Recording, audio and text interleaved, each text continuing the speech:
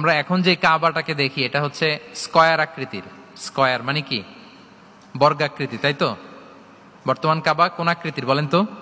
একটা বড় কিউবের সাইজ না? দূর থেকে দেখলে মনে হয় একটা বড় কিউবের সাইজ, কিউবের আকৃতি মানে স্কয়ার, চতুর্ভুজ। কিন্তু সৈয়দনা ইব্রাহিম আলাইহিস সালাম যে কাবা নির্মাণ করেছিলেন এটা কিন্তু এরকম কিউব ছিল না, ওটা ছিল রেক্ট্যাঙ্গেল। রেক্ট্যাঙ্গেল ছিল, মানে আয়তাকৃতির ছিল, এরকম লম্বা।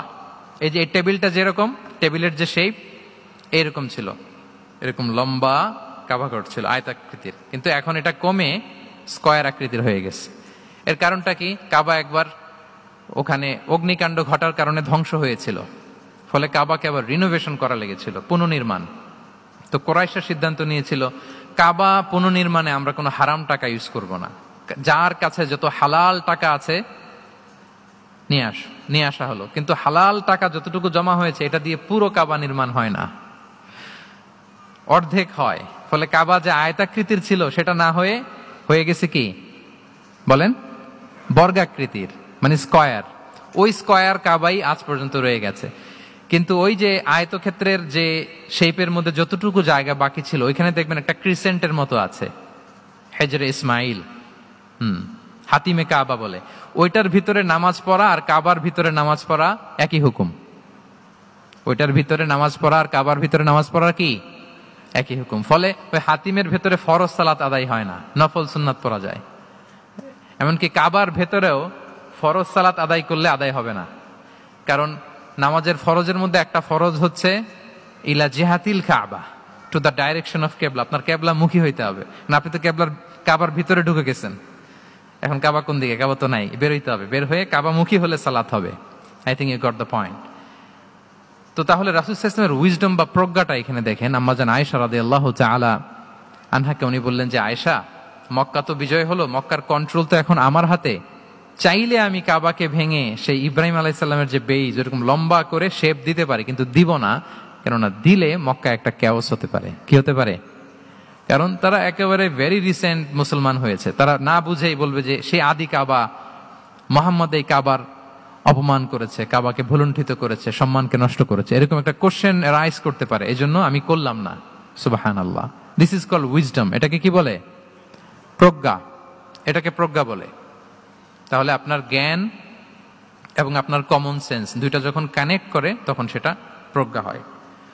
প্রজ্ঞার আরেকটা উদাহরণ যদি দেই সিরাত থেকে, রাসূল সাল্লাল্লাহু আলাইহি ওয়াসাল্লামের যে কনফ্লিক্ট রিজলভিং ক্যাপাসিটি ছিল, যখন কাবাকে পুনর্নির্মাণ করা হচ্ছে তখন হাজরে আসওয়াদকে বের করা লেগেছিল, এবং রিনোভেশন শেষে আবার হাজরে আসওয়াদকে তার জায়গা মতো, মানে ব্ল্যাক স্টোন যেটাতে চুমু দিলে মানুষের গুনাহ মাফ হয়ে যায়, হাজরে আসওয়াদ চিনতে পেরেছেন না?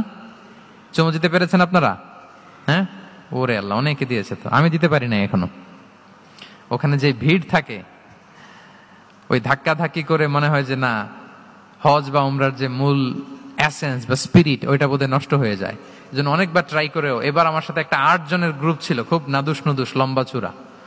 তো বলতেছে শায়েখ আপনার কোনো টেনশন করা লাগবে না, আসেন। তো ওরা যেরকম ধাক্কা ধাক্কি শুরু করছে ওইটা দেখি আমার আর সাহস হয় নাই। বলছে যে ভাই আমি মাফও চাই, দোয়াও চাই, আমার করা লাগবে না, ওই দূর থেকে ইশারা দিলেই হবে। তো এটা অনেকে ভুল করে ফেলে। অনেক বোনেরা যাদের জন্য হেজাব নিকাব মেনটেন করা হচ্ছে ফার্জ, পর্দার কোনো বালাই নাই, পুরুষের সাথে ধাক্কা ধাক্কি করে তার শরীর মিশে যাচ্ছে, গা মিশে যাচ্ছে, ধাক্কা ধাক্কি করে একটা সুন্নতের জন্য ফরজকে স্যাক্রিফাইস করে ফেলতেছে। মানে ফোকাস ঠিক নাই আর কি, কোথায় যে কোনটা করতে হবে ওইটাই ভুলে গেছে। তো এই হাজরে আসাদ পাথরকে আবার জায়গা মতো রাখতে হবে। এখন কে রাখবে এই নিয়ে মারামারি মক্কায়। বড় বড় 4টা গোত্র বলে, এই গোত্র বলে আমি রাখবো, এই গোত্র বলে আমি রাখবো, আরেক গোত্র বলে রক্তের গঙ্গা বইয়ে দেব মক্কায়, কিন্তু এই সম্মান অন্যকে নিতে দিব না, কারণ ইটস ভেরি প্রেস্টিজিয়াস ইস্যু। যে আমাদের গোত্র এই ব্ল্যাক স্টোন হাজরে আসওয়াদকে নিয়ে জায়গা মতো রেখেছে, এটা কাউকে দিব না। তো সবাই যখন মারমুখী, তখন আল্লাহ রাসূল সাল্লাল্লাহু আলাইহি ওয়া আলিহি ওয়াসাল্লাম তিনি সমাধান দিলেন যে মারামারির দরকার নাই, একটা চাদর নিয়ে আসো। নিয়ে আসা হলো। 4 গোত্রের 4 লিডারকে বললেন চাদরের 4 কোণা ধরো। 4 জন 4 কোণা ধরলো। রাসূল সাল্লাল্লাহু আলাইহি ওয়াসাল্লাম তিনি পাথরটা নিয়ে মাঝখানে রাখলেন। এবার 4 নেতাকে বললো আসো, জাতীয় 4 নেতা চলে আসো, কাবার সামনে চলে আসলো। এরপরে আল্লাহ রাসূল সাল্লাল্লাহু আলাইহি ওয়াসাল্লাম ওনার মোবারক হাত দিয়ে, বরকতময় হাত দিয়ে হাজরা আসওয়াদকে নিয়ে নিজ হাতে রাখলেন। এবার সবাই হ্যাপি, কারণ অংশগ্রহণ করতে পারছে। আসলে মূল স্ট্যাটাস কিন্তু চলে গেছে রাসূলের দিকে, নাকি? ওরা তো এটা টাচও করতে পারে নাই, পারছে? ওরা চাদর ধরেই হ্যাপি, কিন্তু পাথরটা ধরেছিল কে? রাসূল সাল্লাল্লাহু আলাইহি ওয়াসাল্লাম। চাদরে রেখেছিল কে?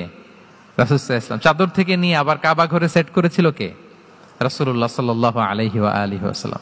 এভাবে উনি কনফ্লিক্ট রিজলভ করতেন থ্রু হিজ উইজডম, ওনার প্রজ্ঞার মধ্য দিয়ে।